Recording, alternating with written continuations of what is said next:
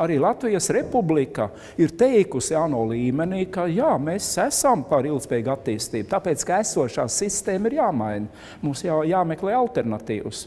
Un tā tad mēs esam atnākuši līdz ilgspējīgai attīstībai, un viena no sastāvdaļām, protams, ir arī klimata izmaiņas. Savulaik mēs tur tā vairāk akadēmiski par tām lietām spriedām, bet šobrīd mēs jau tomēr uztveram to kā realitāti, ka patiešām mums varētu būt šīs nepatikšanas. Resursi izsīkst, piesārņojums palielinās, cilvēku skaits palielinās.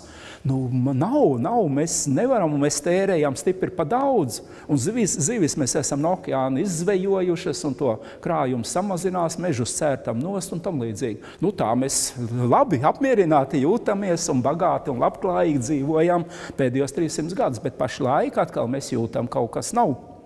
Mums ar resursiem, enerģetiskiem resursiem iet mazumā, un ko tad darīsim? Laikam ir pienācis atkal šis kritiskais brīdis, kad mums principiāli jāmaina. Faktiski arī tas pasaulē ir atzīts, ka acīm redzot tā ir sistēmas maiņa, ka mums jāmaina šī sistēma, kurā dzīvojam, kā mēs viņu izmantojam, un šīs struktūrālās izmaiņas ir vajadzīgas. Tās iezīmes jau ir, mēs redzam, ka ir pasaulē iezīmes. Veidojās apstākļi, ka mums ir nepieciešama šī jaunā sistēma. Uz to mēs ejam šobrīd.